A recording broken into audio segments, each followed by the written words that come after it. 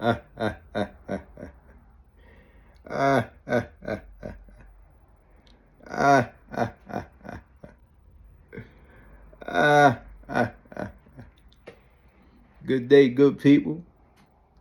You know, like I said, that's my forever winning victory laugh, man. Because when you figure out how this thing we call life work, man, you already know it's gonna always be all right, man. Like they say, it's all good, man. It's all working in your favor. It's all happening for you, and not to you. And I want to give a special shout out. My last video that I posted, the last episode, man. Somebody commented on it. I don't even know the young lady, but I definitely appreciate the love you sent me and showed me, because it definitely motivates me and fuels me. And I appreciate it. And I love you too. And much respect. And I ain't gonna let you down. Thank you.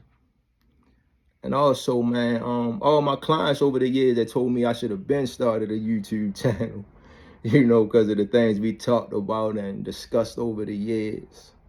And shout out to y'all, salute y'all. I do this for y'all too. Love y'all too, for real.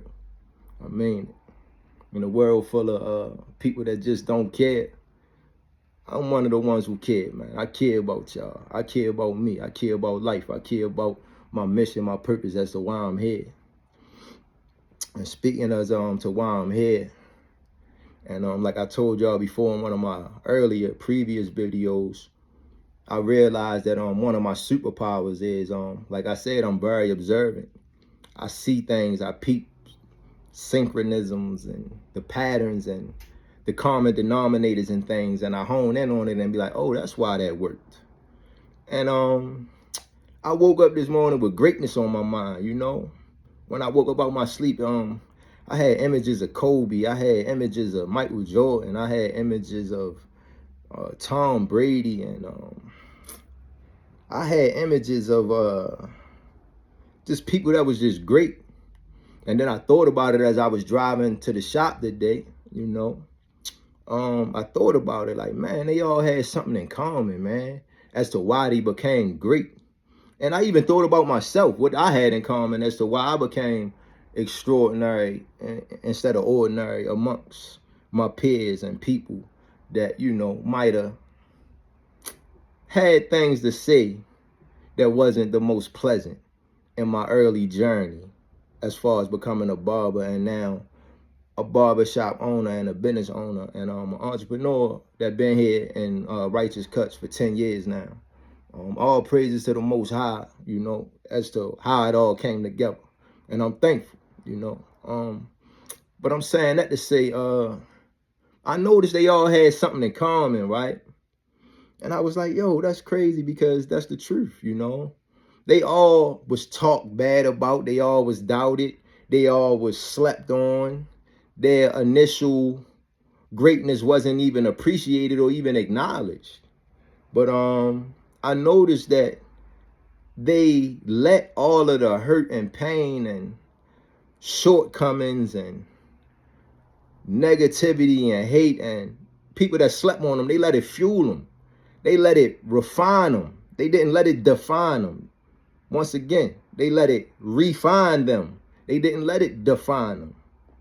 Case in point, I was thinking about what should I talk about before I even did this, and I got confirmation from my last client that he left maybe about an hour ago, and he got a new tattoo, because I wasn't sure which way I was going to go with what I wanted to say.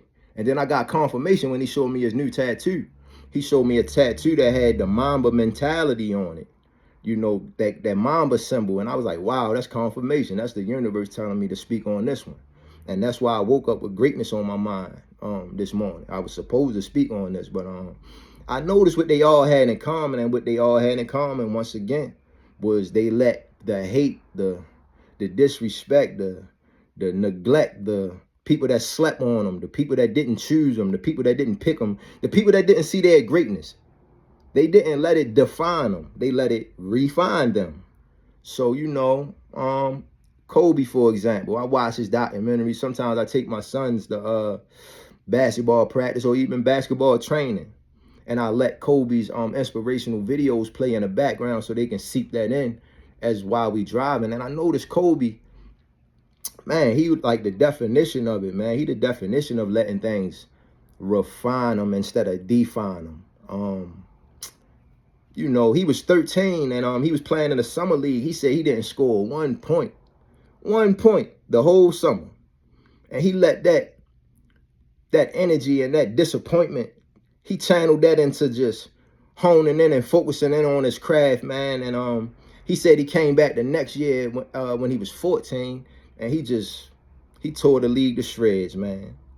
Because he let the fact that he was disappointed and he didn't score that whole summer league year, he let that fuel his fire so much, man, and he turned and channeled that energy, and he came back so great, man.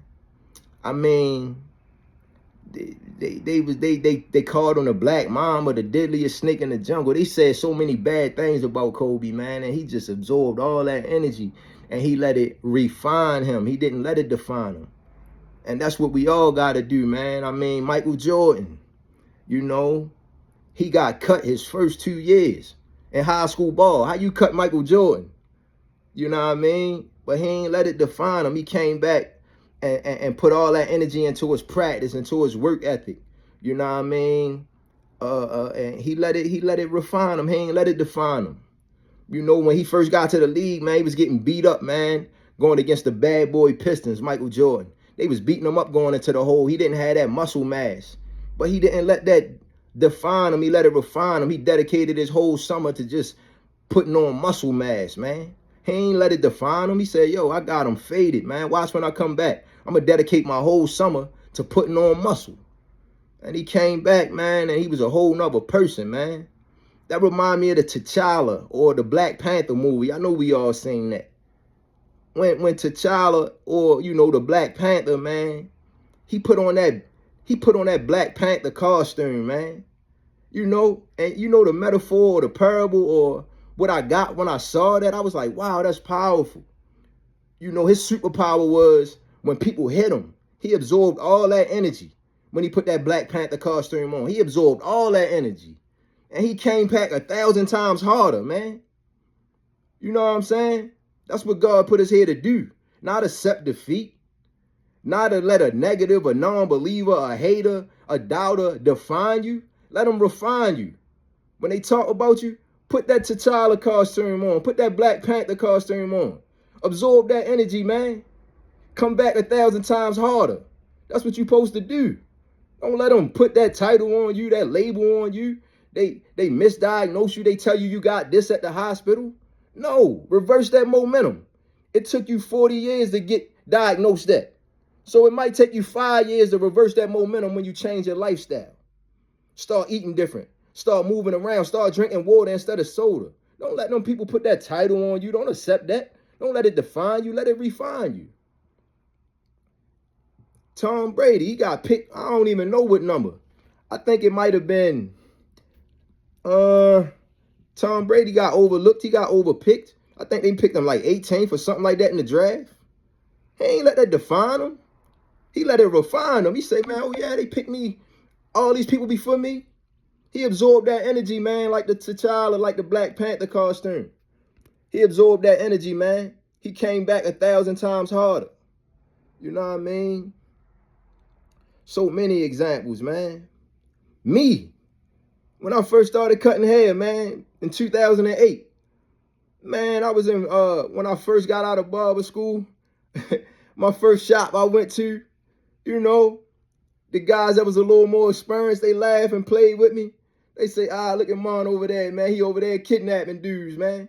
He taking 2 hours to get finished. He over there kidnapping dudes. I'm like, yo, you don't even know who you talking to, do you? All right, cool, bet. I am, you right. I'm kidnapping them. But I'm learning. I'm honing in on my craft. I'm mastering my craft. So yeah, I took my time. Yeah, I wasn't that fast initially in 2008. But look at me now. Them same dudes, they in the same spot, in the same shop, laughing at me. Now who the joker? But that's what I'm trying to say, man. Don't let that define you. Let it refine you. Anything you did that you're not proud of. anything that you fell short in, anything that somebody put on you, a title, a label, a hate, don't let it define you, let it refine you. I dare you to doubt me, Jack. Who? I dare you. Tell me I'm weak. I bet you I do 100 push-ups. I bet you I come back stronger next time. Tell me I'm stupid. I dare you. I bet you I read the whole dictionary and define all the words that I ain't know. That's what you're supposed to do, man. Oh, my arm ain't, my left arm stronger than my right arm. Oh, all right, I'm about to work on my right arm some more. I'm about to make it catch up with my left. That's what you're supposed to do. You know, be careful of that, man. Don't let it define you. Let it refine you. But get better. It's all a choice. The Most High gave us all a choice to get better, to work on our craft, to hone our skills. You know what I mean? Think about that slogan, that saying when they say the ugly duckling become the swan. That's real, man. I've been in high school. I seen the girl that was the so-called ugly duckling that became the swan. Dudes used to overlook her, ain't want to talk to her. She was focused on her books. She ain't care nothing about partying and all that. Everybody ain't see her. I ain't treat her bad because I knew, like, man, she probably gonna be the one. She gonna be the one you wish you had. And look at her now. I seen that in a lot of examples, man. That girl that got overlooked, ain't nobody want to talk to her. She honed in on her schoolwork. She was drinking water while they was out partying. She eating vegetables. She running track. Man, then that grown woman weight kicked in on her. She 10 years later, she got the body now. She got the brains now. Everybody overlooked, they ain't want her. That ugly duckling became a swan right before your eyes. You know, be careful who you talk about and criticize and critique, especially if you talk about people that think like me. And I want y'all to think like me because it's in y'all. We all got the same creator. God ain't love me no more than he love y'all. He love us all the same. But what you gonna do? You gonna let him define you or you gonna let him refine you? You know what I mean? Same way with the dudes. I done seen girls overlook dudes because he wasn't hip, he wasn't cool. You know what I mean? They wanted the dude that was getting, the, you know what I mean, the fast money or whatever. And that slogan when they say revenge of the nerds, that's a real thing, Jack. Because them nerds getting their revenge, man. They was doing their books. They was like, all right, man, I'm going to focus on this. I ain't getting it right now. Yeah, I ain't all that. I ain't doing this. You know what I mean? But give me some time. Now the same dudes that was cool, they ain't that cool no more. The nerd, the cool one, he getting the money. He getting his revenge. The same one you thought was cool, he probably doing time now. He asking the nerd to send him a package. Send him a couple dollars, man. You know? So be careful who you talk about and critique and criticize. Because some people taking that energy in like the Black Panther costume. You fueling their fire. You think you ishing on them, but they using that as fertilizer to come back stronger. You think you hitting them, but they absorbing that punishment. They absorbing that pain, and they putting that Black Panther costume on. They absorbing that, and they coming back 1,000 times stronger, the same way he did in that movie. You know? But yeah, man, that motivated me, man. When I seen my client pull up his sleeve, I said, oh, that's it right there. You know, he had the Black Mamba, the Mamba, the Mamba mentality tattoo. I said, that's what I'm supposed to talk about. Because that's what all the greats got in common, man. They all got slept on initially, but they ain't let it define them, man. They let it refine them, man. They came back 1,000 times better, man. So, you know, that's what I encourage y'all with this message today, man. Whoever talked down on you, whoever doubted you, whoever overlooked you, whoever, you know what I mean, thought they was better, man, don't let it define you. Let it refine you. Absorb all that energy, man. Turn that energy into passion. Turn that passion into profit, man. Because it ain't about where you start. It's about where you finish, man. It's a marathon. It ain't a sprint, Jack.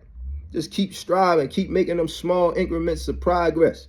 Because the only difference between a whole lot of progress and a little bit of progress is time. You know what I mean? If you progressing incrementally, little by little, imagine that little bit of progress in 2 years. That's a lot. Them little gradual progressions, man. You started off doing 1 push-up, but you kept doing them 1 push-ups for a year. Now you doing 20. Easy. And look at your body now. You know what I mean? That's what the Most High put on my heart to give y'all, man. Don't let none of that. That's not who you is. Anything less than your best self ain't who you is. It's not. Your best self is who you is. Anything less than that is what you acting like. Anything less than your best self ain't who you is. That's what you acting like. That's what you need to fix. That's what you need to stop doing. That's what you need to get rid of so you can be who you is. Because who you is your best self. Anything less than your best self, that ain't who you is. That's what you acting like. So get rid of anything that's less than your best so you can be who you is, so you can shine to your full potential.